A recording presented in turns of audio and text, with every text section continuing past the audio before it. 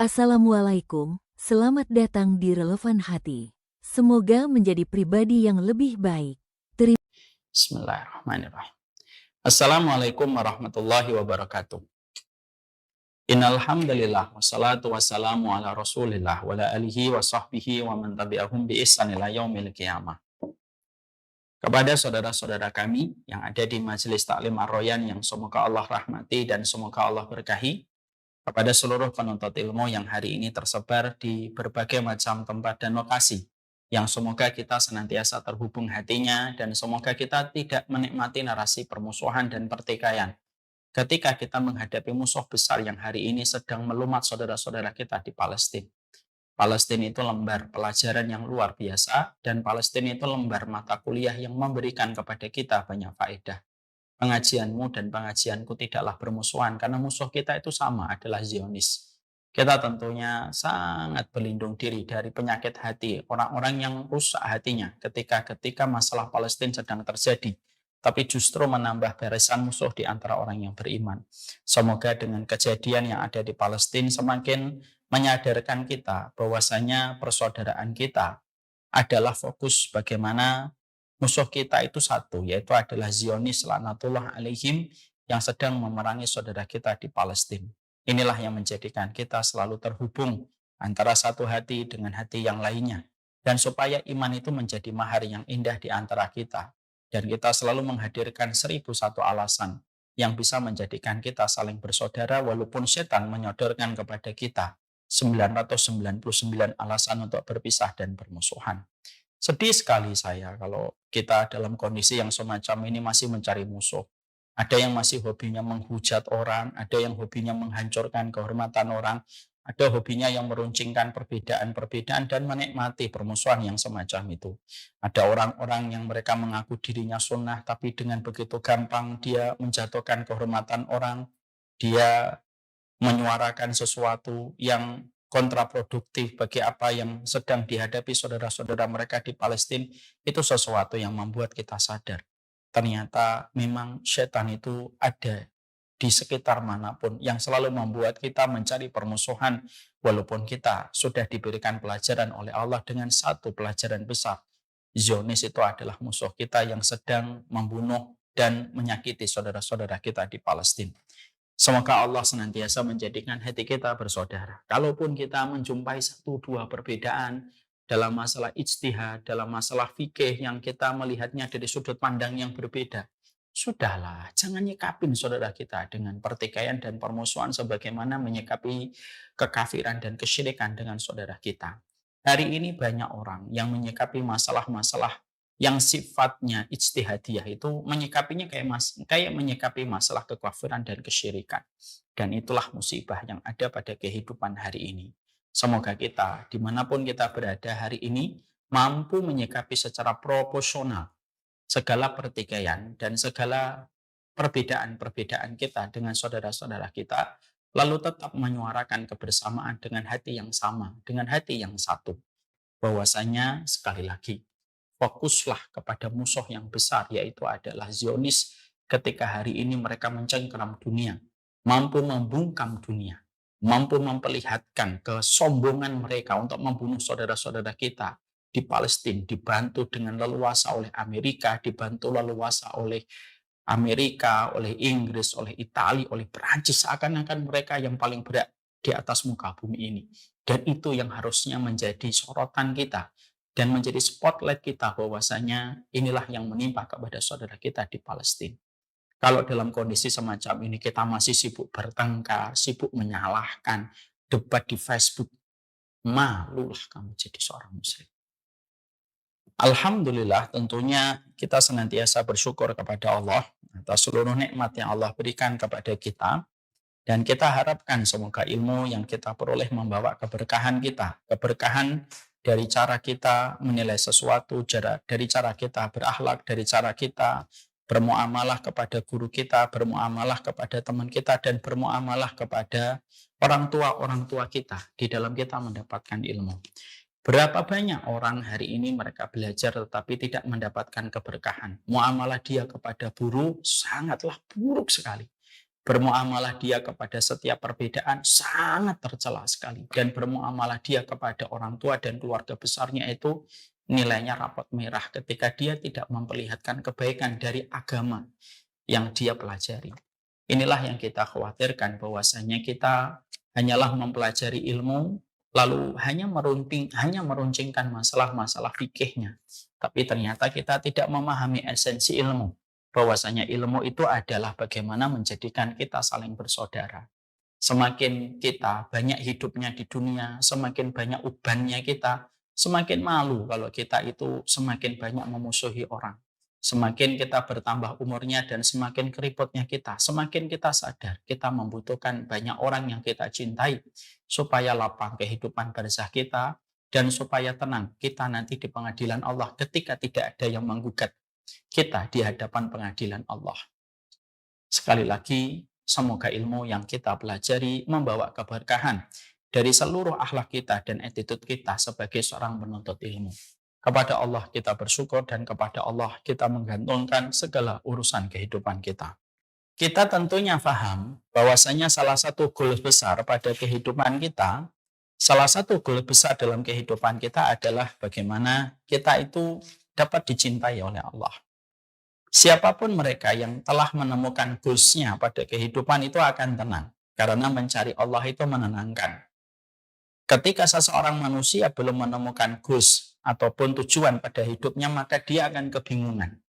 Dia akan terus mencari kepuasan demi kepuasan kalau dia tidak mengerti goals dia pada kehidupan itu simpel dan sederhana. Cari ridhonya Allah.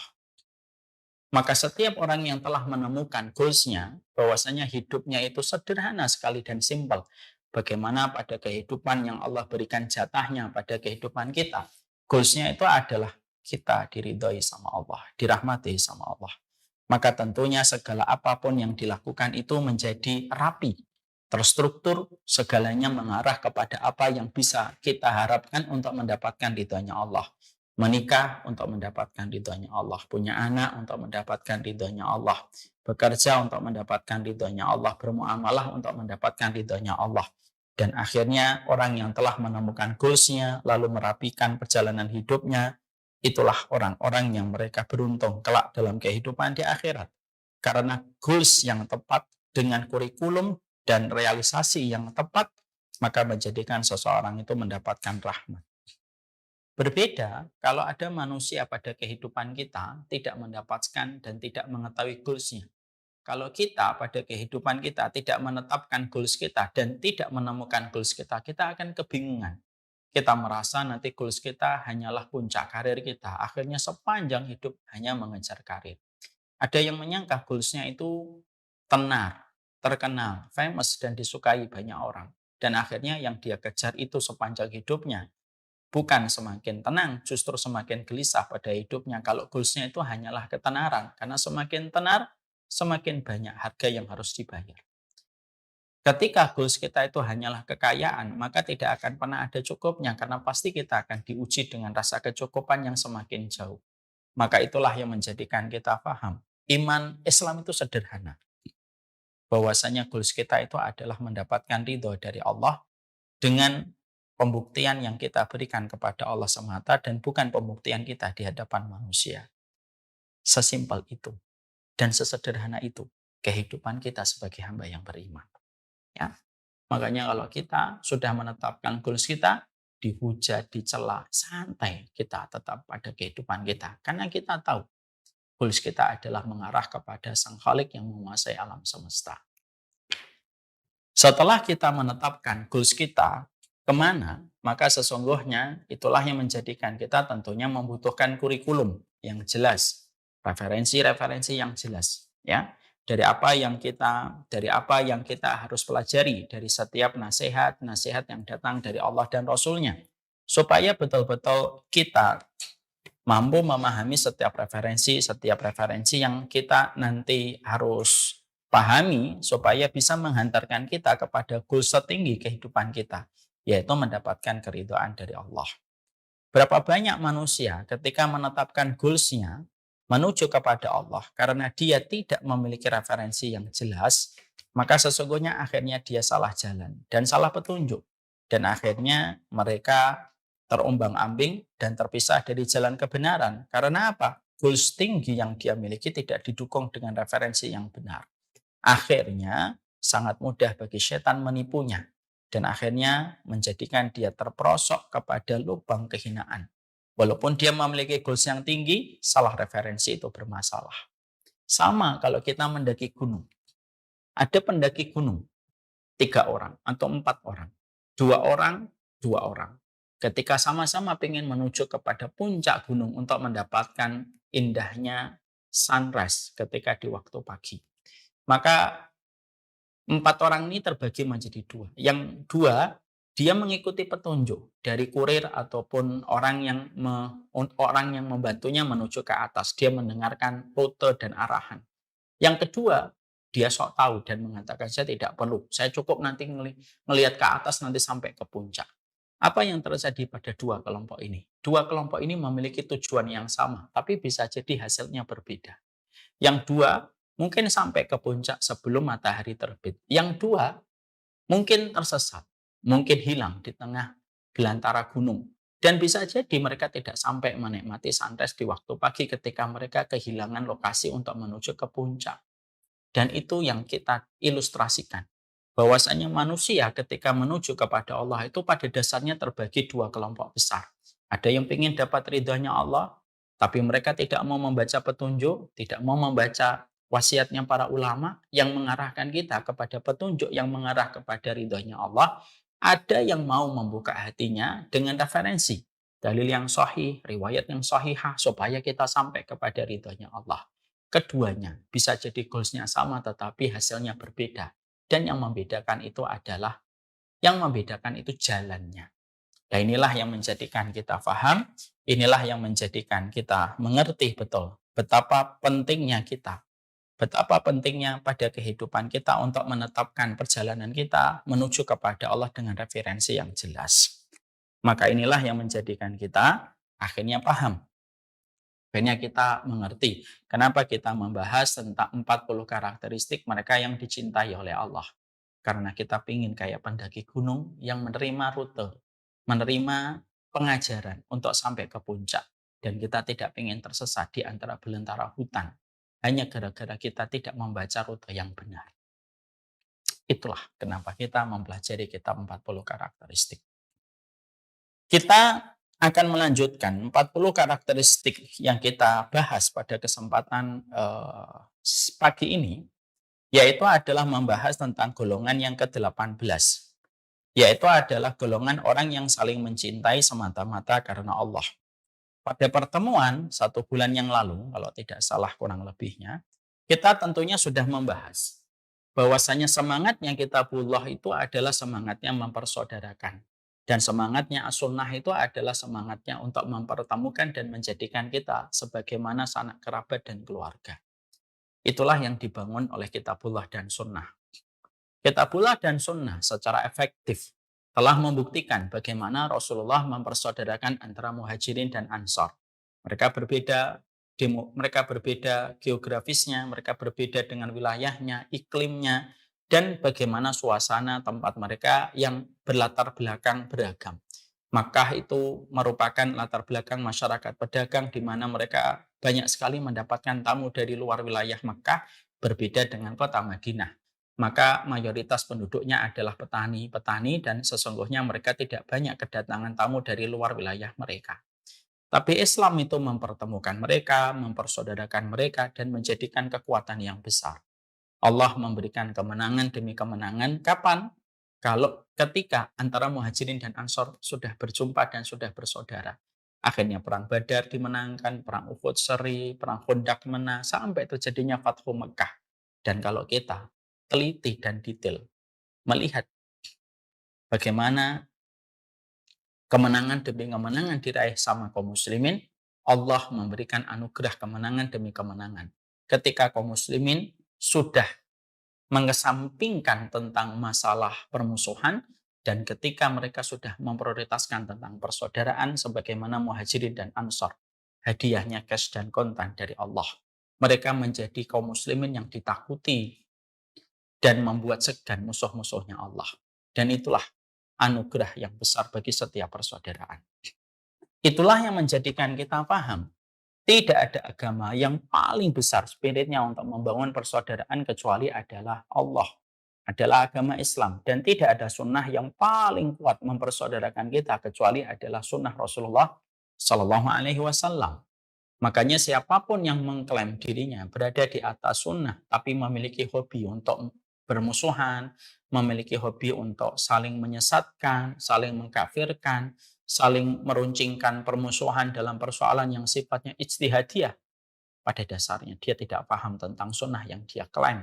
Karena bukan itu sunnah yang diajarkan oleh baginda Nabi pada kehidupan kita ketika kita mendapatkan originalitas ajaran sunnah dari beliau dan para sahabat. Makanya kita mendapati Muhammadur Rasulullah waladina ma'ahu asyidda walal kufar ruhama'u bainahum. Makanya Allah menyampaikan di ayat yang terakhir pada surat Al-Fatah, Muhammad Rasulullah dan orang yang bersamanya keras kepada orang kafir yang memusuhi Allah, tetapi mereka rahmat dan penuh kasih sayang kepada orang yang beriman. Karena pada dasarnya sunnah ini mempersaudarakan di antara kita. Makanya akhirnya kita menjumpai pula korelasi pada pembahasan ini. Bahwasanya akhirnya kita paham. Orang yang saling mencintai ketika mereka saling mengupayakan kebersamaan dan persaudaraan. Ketika mereka saling mencintai karena Allah. Menepis permusuhan, menepis pertikaian di antara sesama mukmin. Lalu mereka saling mencintai orang yang beriman karena Allah. Maka mereka mendapatkan salah satu jatah pahala yang besar. Jatah pahala itu adalah mereka dicintai oleh Allah. Karena salah satu jalan pintas untuk mendapatkan pahala di sisi Allah, mencintai orang yang beriman semata-mata karena Allah. Ya. Nah, itulah yang menjadikan kita kemarin membahas dulu. Setelah kita memahami bahwasanya sunnah yang kita imani, lalu menjadi komitmen dan kewajiban kita untuk mengikuti sunnah pada perjalanan hidup kita, bahwasanya kita adalah dipersaudarakan oleh aturan kitabullah dan sunnah. Nah, itulah yang menjadikan kita pada pembahasan 1 bulan yang lalu kita bahas apa perkara yang menjadi hama, apa perkara yang menjadi virus, yang merusak nilai yang agung pada persaudaraan ketika kita diperintahkan saling mencintai karena Allah. Sebabnya apa sih kok permusuhan itu sekarang subur di mana-mana? Ya, bahkan kita menjumpai hari ini permusuhan itu mengalahkan persaudaraan yang luar biasa. Bahkan yang sangat aneh kita jumpai, kadang-kadang kalau ada orang begitu gampang menyesatkan, seakan-akan diwakili representasi dari Rasulullah dan para sahabat. Kalau ada orang yang mengajak bersaudara, seakan-akan representasi dari setan dan para pengikutnya. Seakan-akan wacananya sudah terbolak-balik. Maka inilah yang menjadikan kita akhirnya paham. Apa sih yang menjadikan akhirnya kita paham dulu? Hamanya itu apa? Mengetahui keburukan itu penting supaya kita mampu menjaga diri kita dari perkara-perkara keburukan itu. Limtu syarra la lisyarri walakin litawaqih. Sebagaimana di dalam kaidah syair. Saya itu harus mempelajari keburukan supaya keburukan tidak menimpa kepada diriku. Dan kita harus tahu hama apa yang membuat persaudaraan itu tidak mampu tegak. Apa hamanya? Apa rumput liarnya? Yang menjadikan rumput liar itu menggerogoti suburnya tanaman persaudaraan yang harusnya kita bangun di dada dan hati kita. Maka kemarin kita sudah membahas setidaknya ada 4 penyebab gagalnya orang untuk saling bersaudara semata-mata karena Allah. Yang pertama yaitu adalah fanatisme kelompok yang kita baca di dalam surat Al-Baqarah 89. Ya. Kalau orang sudah dalam fanatisme kelompoknya, lalu menstandarkan kebenaran versi kelompoknya, kebenaran versi golongannya, kebenaran versi ustadz-ustadznya, maka sesungguhnya susah untuk bersaudara. Kenapa? Tidak ada yang bisa mempersaudarakan kalau fanatisme sudah tumbuh subur pada hati manusia dan para penuntut ilmu. Itu kata para ulama. Ya. Gimana Ustadz mendapatkan persaudaraan muhajirin dan ansor? Ya kalau gurumu tidak memiliki fanatik, kalau dirimu tidak fanatik sebagai penuntut ilmu, ya insya Allah muhajirin dan ansor konsep idealnya bisa kita dapatkan kembali. Dengan satu syarat, hamanya itu harus kita bersihkan pada hati kita. Makanya maaf ya, tidak usahlah kita itu belajar sama orang yang tidak bisa mengajari kita tentang persaudaraan. Karena apa? Karena virus keburukan itu bisa menimpa kepada kita kalau kita tidak waspada. Maka sesungguhnya fanatisme kelompok ini merupakan salah satu di antara hal yang menghambat perjalanan suburnya hadirnya masalah persaudaraan di dalam kehidupan agama kita. Yang kedua, yaitu adalah karena tidak memahami tentang latar belakang perbedaan. Bahwasanya sunnah ini tidak menafikan perbedaan. Bahwasanya ketika kita berkomitmen beragama Islam, kita berkomitmen untuk mengikuti sunnah, maka salah satu konsekuensi ketika kita ittiba kepada sunnah Rasulullah Shallallahu Alaihi Wasallam, konsekuensi ketika kita ittiba kepada sunnah Rasulullah itu juga harus memahami dan memberikan porsi pada tempat yang bernama perbedaan para ulama.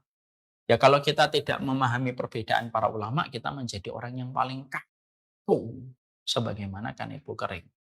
Lalu akhirnya apa? Menyikapi perbedaan sebagaimana menyikapi kesesatan. Padahal konteksnya adalah masalah perbedaan. Dan itu menjadi masalah yang luar biasa itu. Ini menjadi masalah yang sifatnya parah.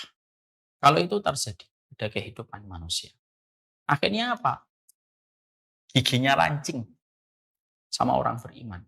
Digerogoti kehormatannya. Lalu membabi buta menjatuhkan kehormatannya. Hanya karena masalah ijtihad yang dia tidak perhatikan ketika tidak memahami ilmunya secara utuh. Ya kalau tidak paham ilmunya, jangan berlagak sok menjadi orang yang paham ilmu. Itu wasiat saya. Maka akhirnya kita harus mengerti bahwasanya kalau orang sudah tidak memahami perbedaan, ya sudah susah. Dan kita tidak akan bisa menang debat sama orang yang mereka itu tidak memahami perbedaan. Karena apa? Dia tidak mau kalah. Kalau dalam bahasa ibu saya dulu, bergudul. Atau bergudul, kalau orang Jawa itu paham. Novel paham nggak bergudul? Paham. Bergudul itu nggak mau kalah, ngomong terus. Karena dia nggak mau perbedaan. Jadi ketika ada satu masalah yang dia soroti, lalu mendapatkan jawaban yang nggak mau kalah, bergudul ya. Terus ngomong versinya dia. Dijelaskan, nggak paham. Karena apa? Referensinya nggak akan nyampe pada dirinya. Akhirnya apa? Ya sebagaimana orang yang memakai kacamata kuda. Ya sudah, akhirnya mereka tidak akan pernah melihat segala kekurangan kecuali mereka akan mencapnya dengan kesesatan. Ya, melihat perbedaan tidak mampu, tidak punya porsi hatinya untuk melihat kekurangan dan kesalahan, semuanya harus sempurna. Padahal dia juga nggak sempurna. Seperti konteksnya kita hari ini mendapati ada orang ngomongin Hamas gitu. Ketika mereka sedang berjuang, kalau ngomong tuh tahu tempat gitu, tahu kondisi gitu. Jangan kayak anak-anak.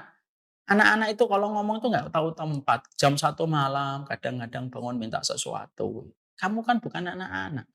Apalagi kalau kamu belajar agama, apalagi kalau kamu jenggotnya panjang. Pahamlah, ngomong sesuatu tuh ada waktunya.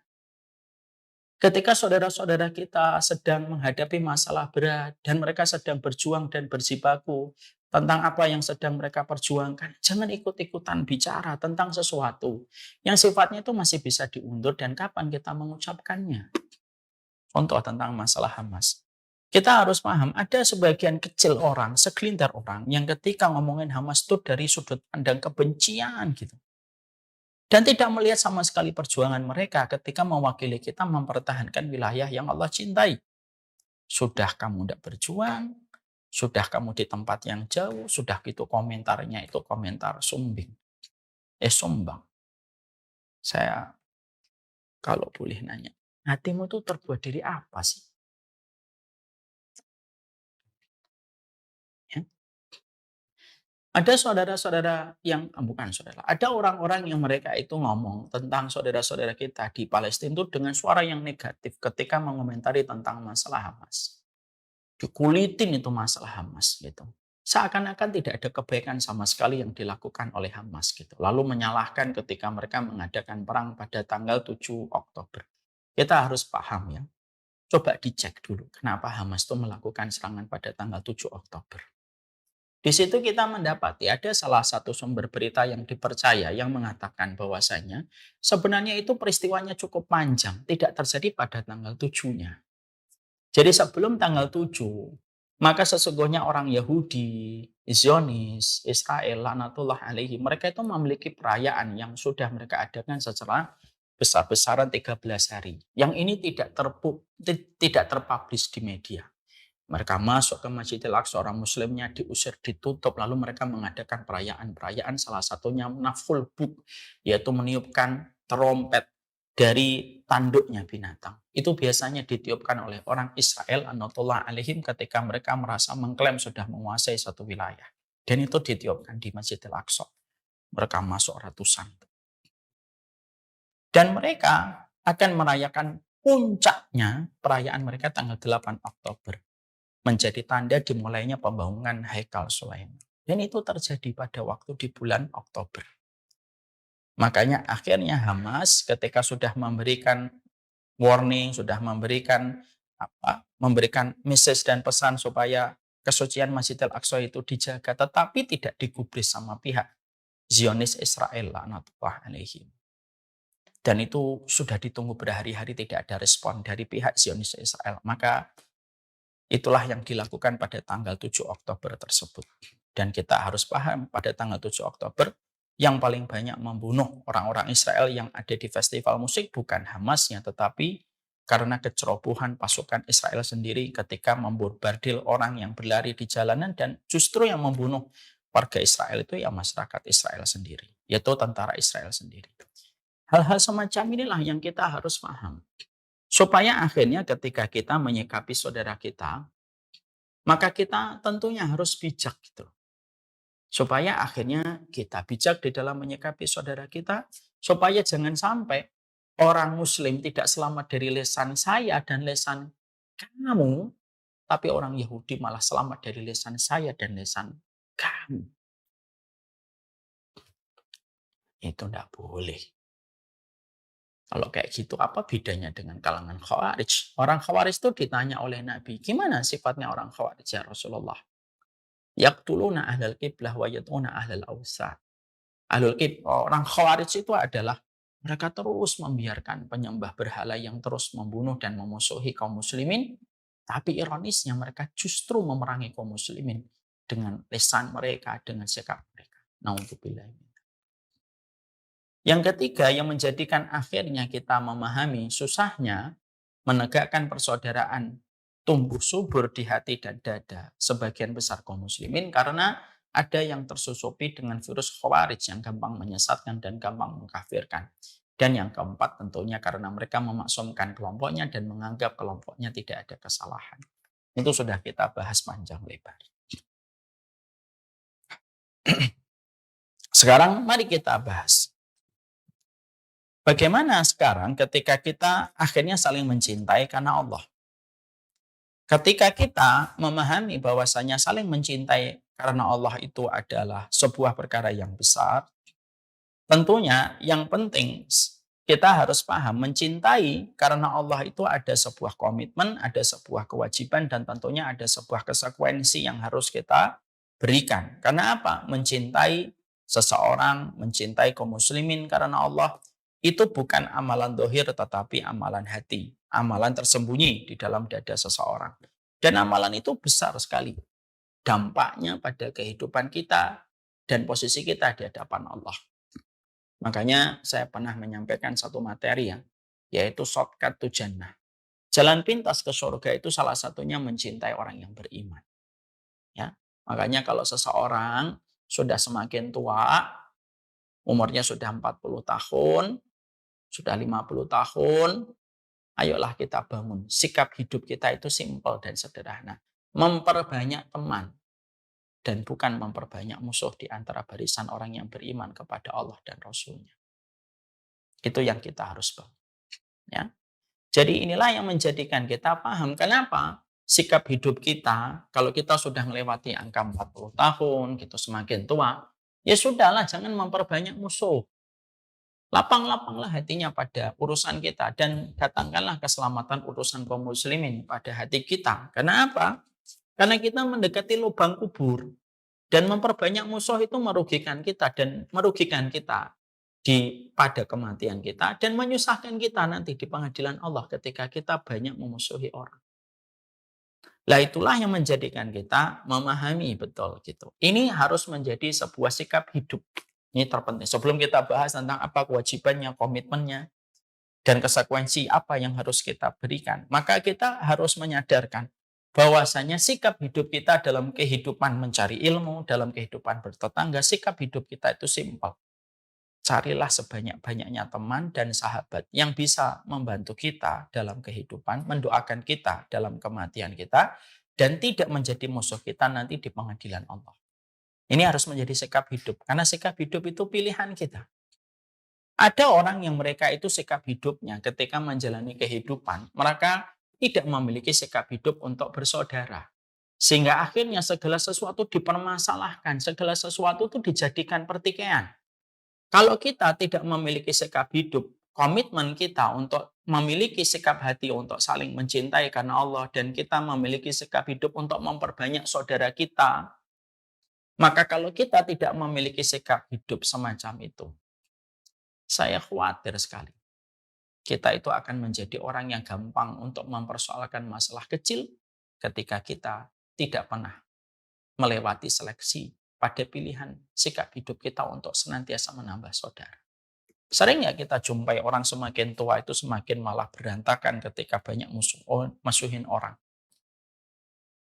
Banyak nggak kita jumpai ada orang tua, sudah mulai batuk-batuk, jalan sudah mulai gemetar, tapi ternyata Masya Allah, sikapnya itu malah justru menikmati pertikaian dengan sesama saudara muslim. Na'udzubillahi min dzalik, ya Allah, semoga saya tidak musyrik. Maka inilah yang menjadikan kita, sikap hidup kita itu harus kita mulai. Saya harus memperbanyak saudara saya dari kalangan kaum muslimin. Walaupun saudara-saudara saya dari kalangan kaum muslimin bukan berarti mereka semuanya harus sama dengan saya dalam setiap hal. Karena terkadang kita menjumpai perbedaan. Ya iyalah, tidak usah saudara-saudara kita di luar rumah. Wong sama istri kita, sama suami kita aja kita pasti menjumpai perbedaan-perbedaan.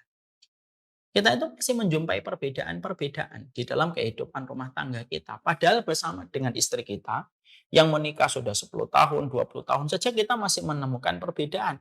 Padahal kita berangkat dari tempat tidur yang sama, bangun dari tempat tidur yang sama, memakai kamar mandi yang sama, dan kita melepaskan sebagian pakaian kita di depan orang itu pun tidak memadamkan perbedaan antara kita dengan dirinya. Lu apalagi dengan orang di luar. Makanya akhirnya Pak lebih bijak ketika melihat perbedaan. Kenapa? Sikap hidup saya itu mencintai orang yang beriman. Sikap hidup saya itu tidak memperturutkan emosi. Dan sikap hidup saya itu tidak memperturutkan bahwasanya saya harus didengar dan pendapat saya paling benar. Itu bukan sikap hidup orang yang beriman. Makanya sikap hidup itu harus dimiliki. Makanya akhirnya dalam hadis riwayat Anas bin Malik, nah tentunya sudah sering ibu-ibu mendengarkan, maka pada keterangan Anas bin Malik radhiyallahu anhu pernah diceritakan tentang seorang laki-laki Badui, seorang laki-laki Ansor yang membawa sandal dengan tangan kirinya dan diberitahukan oleh Rasulullah ketika Nabi mengatakan inilah penduduk surga, dan Rasulullah mengabarkan berulang-ulang hingga 3 kali. Rasulullah mengabarkan hingga berkali-kali, mengabarkan 3 kali bahwasanya dia adalah seorang penduduk surga dan dikabarkan 3 kali. Sampai akhirnya ketika dikabarkan hingga 3 kali bahwasanya penduduk Ansor itu adalah penduduk surga, sampai akhirnya terungkap apa amalan penduduk Ansor ini sampai Nabi mendeklarasikan dan memproklamirkan bahwasanya dia penduduk surga itu hingga 3 kali berturut-turut ketika mengabarkan itu. Ternyata laki-laki Ansor ini Masya Allah sikap hidupnya itu luar biasa. Ibadahnya biasa, malamnya tidak sholat tahajud, kehidupan siang dan paginya, kehidupan pagi, siang dan sorenya biasa kayak yang lain. Tapi kenapa kok mendapatkan tiket ke surga sampai Nabi memberitahukan 3 kali? Ternyata sikap hatinya itu adalah tidaklah dia tidur kecuali memaafkan, dia tidak pernah berniat mendolimi, dia ingin mencintai orang yang beriman dengan cara dia memaafkan. Maka Masya Allah, sikap hatinya untuk terus berkomitmen bersaudara, memaafkan kesalahan, memaafkan kezaliman yang dilakukan orang kepadanya, itu yang menjadikan Allah memberikan kepadanya surga dan sampai nabinya memberitahukan berulang-ulang hingga 3 kali. Karena bersihnya hati dia kepada orang yang beriman. Lah inilah yang menjadikan kita akhirnya paham. Inilah yang menjadikan kita mengerti. Kita harus mulai dengan sebuah sikap hidup. Jadi sikap hidup kita itu apa sih sebenarnya dalam hidup kita? Cari musuh atau cari teman? Ini penting ya, karena terkadang pada kehidupan kita yang terus berjalan, kita itu tidak sadar bahwasanya kita belum memilih sikap hidup kita itu apa gitu. Saya dan keluarga saya selalu saya sampaikan, bahkan kepada anak-anak kami pun saya sampaikan, sikap hidup kita tidak nyari musuh ya nak. Tapi kalau ada orang yang memusuhi kita, ya kita sampaikan. Apa yang dia permasalahkan, ya kita jawab. Tapi kita tidak pernah nyari musuh. Saya bilang begitu. Ini sikap hati supaya anak saya itu bertumbuh kembang dalam suasana cinta dan tidak dalam suasana saling membenci. Ya, walaupun dia tetap kita ajari pendapat-pendapat yang paling kuat. Contoh simpel, maaf ya, maaf sekali saya cerita tentang masalah keluarga. Saya ajari anak-anak saya, ada Ja'far, ada Basam. Saya ceritain kalau sholat subuh. Itu Pak Imam, kadang dia kunut. Nah, tanya anak itu, kunut apa Bi? Kunut itu kita ngangkat tangan berdoa setelah rukuk pada rakaat yang kedua. Ja'far biasanya tanya, kan kita di rumah nggak pernah kunut dulu ketika pas COVID pandemi. Tapi kalau ngimamin nggak pernah kunut. Iya, itu masalahnya. Abi memilih pendapat tidak ada kunut subuh. Tapi kalau ada orang yang kunut subuh, itu tetap sah sholatnya. Dan itu bukan perkara batil, itu bukan perkara salah. Itu perbedaan para ulama. Terus gimana kalau kita di belakang orang yang kunut? Basam sempat nanya. Jadi Basam ikut ngangkat tangan. Ngangkat tangan, nak. Ya, kamu ngangkat tangan, tetap. Ya. Tapi kalau nanti sholat sama Abi, kamu tidak kunut, kamu juga nggak perlu kunut sendirian di belakang Abi. Oh gitu. Dan itu tetap saudara. Itu termasuk di antara cermin sikap hati kita dan sikap hidup kita. Sehingga itu penting tuh. Dan itu harus diwakili sebagai pemimpin keluarga yang memiliki qawam. Jangan sampai keluarga itu ngikutin istri gitu. Istri, banyak wanita yang hari ini ngaji tanpa mereka sadari ketika mereka ngaji sudah terseret dengan gaya untuk menyalahkan setiap orang. Suaminya yang harus menetralisir, malah ikut-ikutan karena tidak punya qawam, ngikutin aja. Ketika istrinya menjelek-jelekan, ikut membenarkan itu sikap istrinya. Itu namanya keluarga yang tidak memiliki sikap hati untuk mencari saudara. Ya. Sikap hati yang ini sikap hati. Jadi kita harus memastikan sikap hati kita dan sikap hidup kita itu gimana pada kehidupan kita. Oke, saya ingin mencari saudara. Oke, berarti kita tidak usah mencari-nyari permusuhan. Kalau ada sesuatu kita harus bijak menyikapinya. Harus proporsional. Harus tahu tempat, harus tahu kondisi, harus tahu keadaan. Semuanya harus dipikir dari segala sisi. Ketika kita memperlakukan segala sesuatu. Harus dengan cara yang baik, jangan tidak boleh dengan cara yang kasar. Itu kan semuanya harus diperhatikan. Karena apa? Berangkat dari titik tolak. Dari sikap hati bahwasanya kita ingin menjadi pengikutnya Nabi yang menebarkan kecintaan kepada sesama orang yang beriman.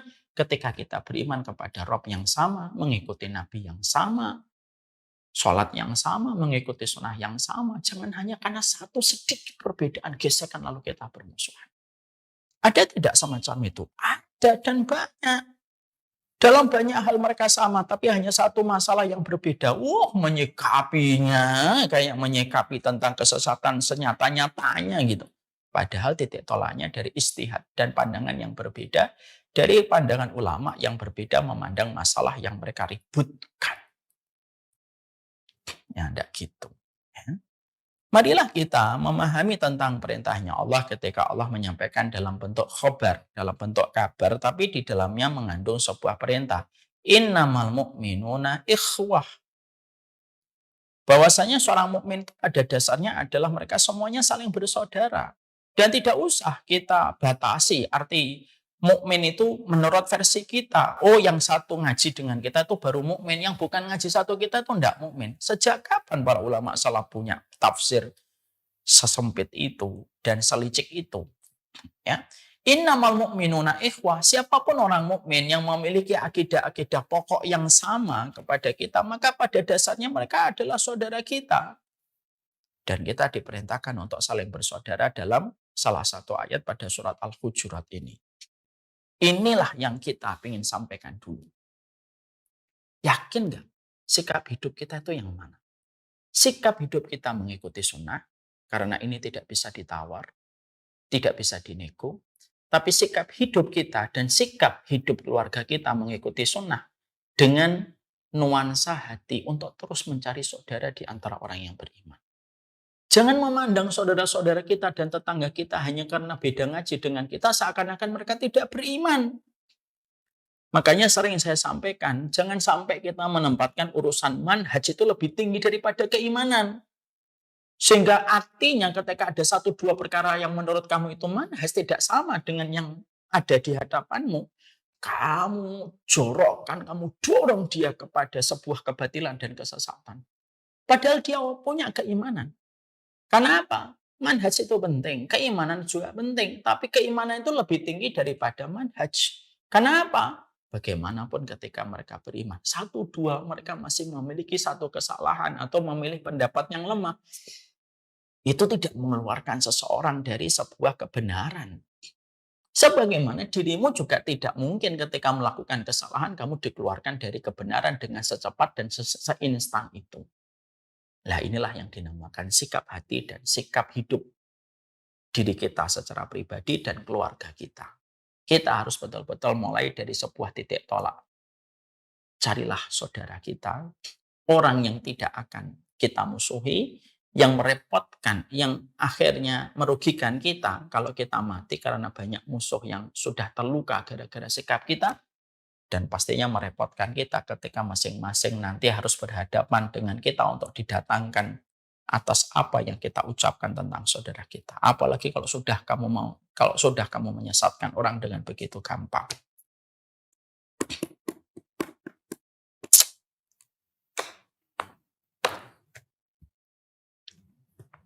Bapak dan Ibu sadar tidak? Pasal ITE itu salah satu pasal yang paling laris setelah disahkan oleh konstitusi undang-undang. Pasal itu banyak sekali meminta korban. Orang yang akhirnya dijebloskan ke penjara. Pasal ITE itu. Pasal ITE ketika telah menjadi sebuah pasal yang disahkan secara resmi oleh konstitusi dan akhirnya meminta banyak korban. Maka sebelum masing-masing pihak yang bersalah ketika dijebloskan ke penjara, mereka itu menghadapi rangkaian proses yang panjang. Dari penyelidikan, dari masalah pemeriksaan, dari saksi sampai akhirnya menjadi tersangka. Ketika seseorang sudah menjatuhkan orang lain di media publik. Seluruh majelis ta'lim Ar-Royan. Pernah nggak kita berpikir, kalau pasal ITE saja, orang yang terkena masalah dan yang diterapkan adalah undang-undang pasal ITE, itu kita semuanya sepakat melelahkan, meletihkan, melewati pemeriksaan satu persatu ketika seseorang itu sudah menjatuhkan nama seseorang di media umum, lalu orang itu tidak terima ketika dijatuhkan dan menggugat balik. Itu baru di pengadilan manusia.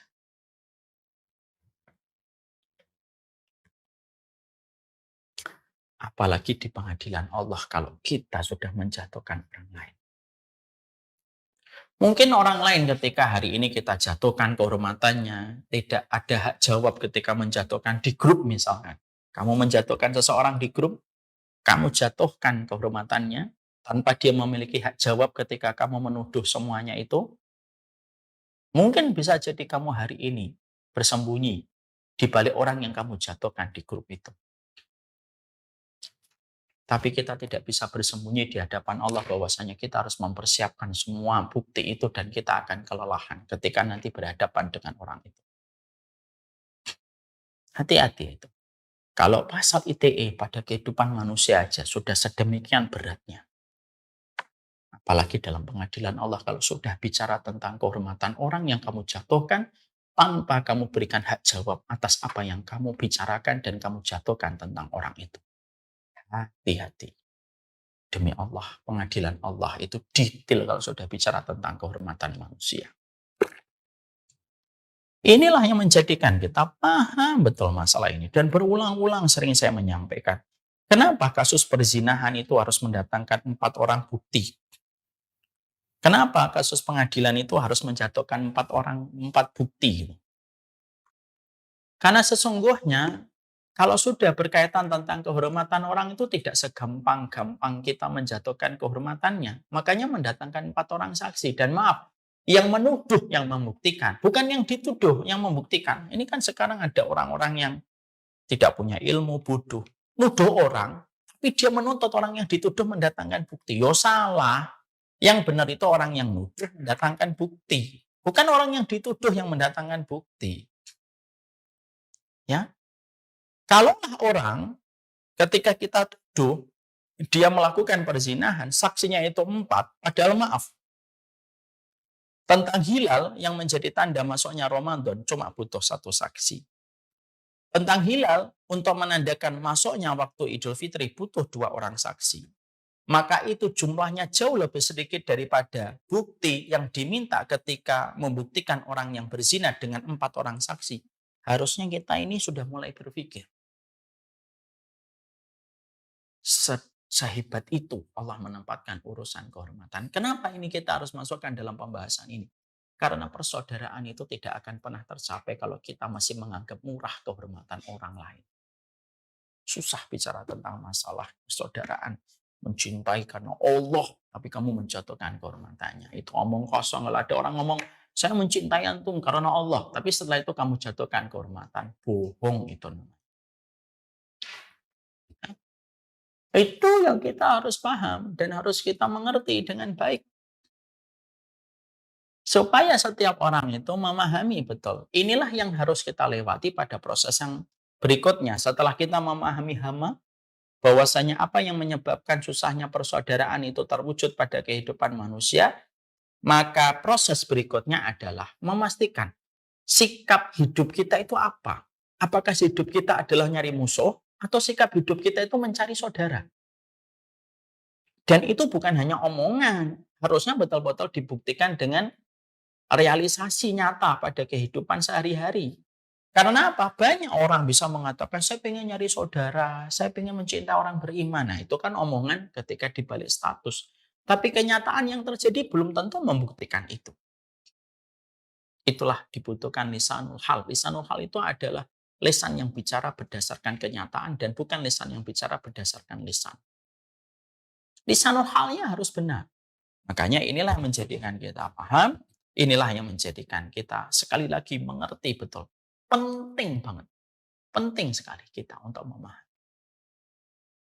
Penting sekali kita memahami bahwasanya sikap hidup kita itu apa? Nyari saudara. Sudah di situ. Berarti kita tidak boleh nyinyir, nggak boleh gampang menghakimi. Sebelum memutuskan tentang orang lain kita berpikirnya jauh. Paham masalah yang kita persoalkan. Karena apa? Pilihan hati kita menentukan arah perjalanan kehidupan kita dan keluarga kita.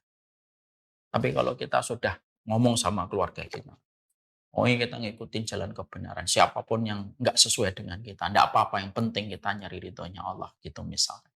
Memang perkataan itu benar, tapi terkadang untuk maksud yang salah. Emang yang lain tidak ingin mencari ridhonya Allah? Hanya kamu yang mencari ridhonya Allah? Kok seakan-akan orang yang siapapun yang nggak suka dengan kita, nggak apa-apa, yang penting kita cari ridhonya Allah. Emang yang lain nggak nyari ridhonya Allah? Hanya kamu doang yang nyari ridhonya Allah. Lalu ketika kamu mengklaim hanya kamu yang cari ridhonya Allah, kamu boleh melakukan apa saja? Ya gitu. Jangan kayak anak kecil kita dalam kehidupan berinteraksi. Sallallahu ala nabiyina Muhammad. Berikutnya setelah kita paham pilihan kita, komitmennya adalah mari kita cari jalan ke surga dengan kita memperbanyak saudara, mencintai karena Allah, sabar, tidak gampang membicarakan, tidak gampang untuk mempersoalkan masalah-masalah kecil, sangat menjaga kalau sudah bicara tentang kehormatan. Nah, setelah itu, apa yang harus kita lakukan? Apa kewajiban-kewajiban yang harus kita berikan? Kita baru bicara tentang komitmen. Apa kewajiban? Apa konsekuensinya? Insya Allah pada pertemuan selanjutnya.